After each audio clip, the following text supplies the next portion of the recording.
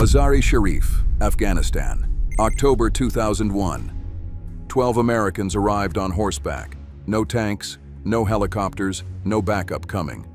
What they had was satellite radios, laser designators, and 300 Afghan fighters who'd been losing for years and didn't speak English. 3 weeks later, the city fell. The Taliban garrison was gone, fled or dead. An operation that military planners said would take months was over before winter. 12 men took a city, and they never once outnumbered the enemy. That is not a story about soldiers who are tougher than other soldiers. It is a story about a different category of military capability, one that most people have never seen before and most countries have never built. So when someone asks Green Berets versus China's Snow Leopard Commandos, who wins, the honest answer is that the question is the wrong question.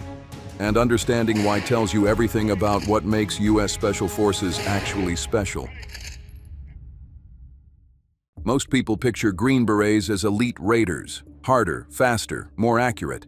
Men who raid compounds at 3 in the morning and do it better than anyone else.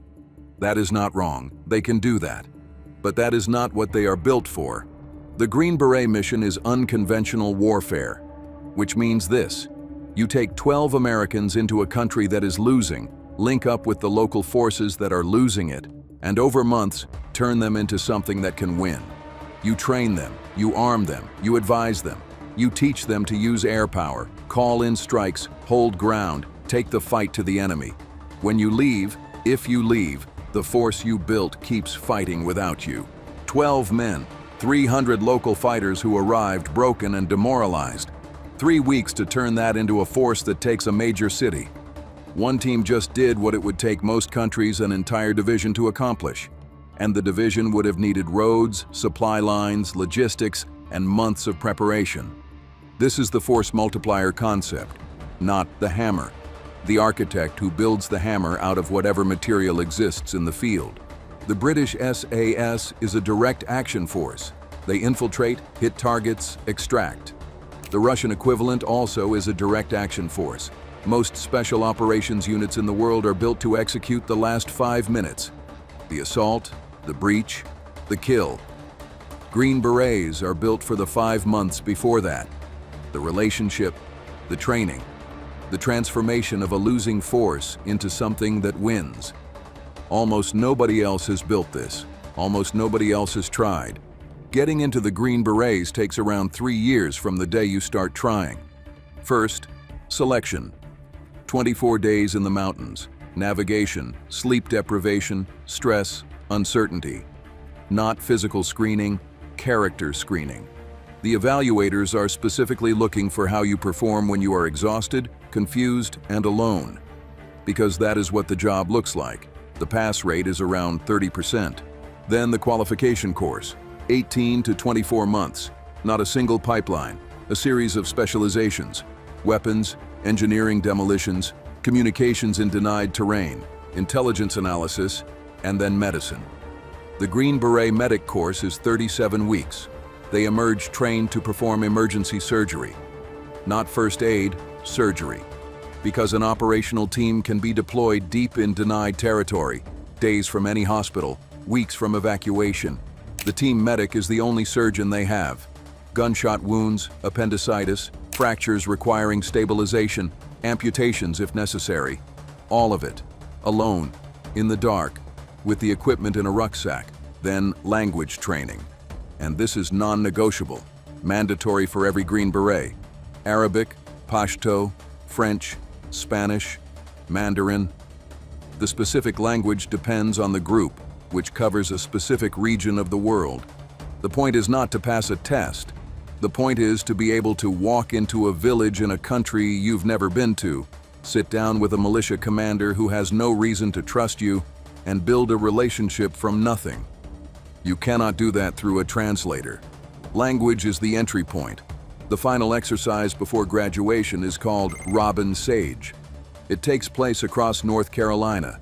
Real towns, real civilians, an opposing force that actively tries to deceive and compromise you.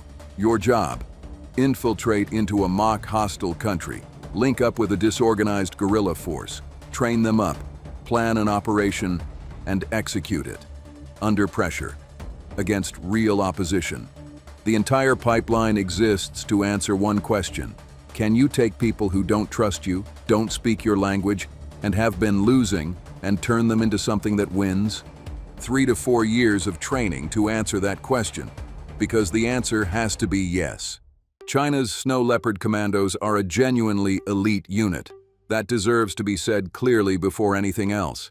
They have won international SWAT competitions. They took first place at the World SWAT Challenge in 2015. Their technique in close quarters battle is sound, their discipline is evident, and their physical standards are real. When you watch footage of their training, you are watching professional operators doing the job correctly. The Snow Leopards are part of the People's Armed Police, a paramilitary law enforcement organization. Their mission is counter-terrorism inside China, hostage rescue, protection of senior leadership and critical infrastructure, urban operations in Chinese cities. They are, by every measure, world-class at those missions. Here is the structural difference. The Snow Leopards are built for the last 5 minutes. The breach, the assault, the rescue. They train for the moment the door comes off and the team goes in. That is a real and important skill. It requires precision, nerve, and years of training to do well. It is a completely different category of capability from what Green Berets do. The Snow Leopards operate in China, in Chinese, against known threat profiles, in urban environments they have trained in. Green Berets operate in 70 countries simultaneously, in the local language, against threat environments they have never seen before, with forces they have just met.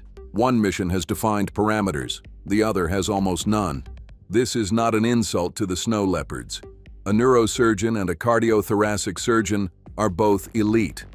You would not ask a neurosurgeon to replace a heart valve. The Snow Leopards win competitions. They are excellent at what they do. What they do is not the same category of thing. Combat record. Green Berets have been in continuous active operations since 2001. Afghanistan, Iraq, Syria, Colombia, West Africa, Ukraine, where 8 years of Green Beret training built the foundation for Ukraine's defense against the 2022 invasion. 23 years of uninterrupted feedback from real combat. The Snow Leopard's known combat record is domestic operations, classified or disputed. There is no public equivalent to the scale or duration of Green Beret deployments. Language. Green Berets are required to speak the language of the region they deploy to. This is not optional. This is the job. Snow Leopards operate in Mandarin. Mission scope. The Snow Leopards are optimized for one type of operation, close quarters urban assault, in one environment, China. Green Berets are optimized to operate in any environment, in any country, with any available local force. The mission scope is not comparable. Force multiplication.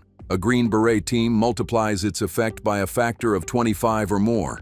12 men create a 300-man combat force. The Snow Leopards do not have a doctrine equivalent to this. Their unit is the unit. Experience under fire. The Snow Leopards have competed. Green Berets have fought. Those two things are not the same. Competitions measure skill. Combat measures what skill means when the plan has failed, 2 people are dead, and there are no more options. Green Berets win. It is not close. But the right way to understand that verdict is not as a size comparison or a toughness comparison. It is a category difference. The Snow Leopards are elite at a specific important domestic mission. Green Berets are built to do something almost no military on Earth can do.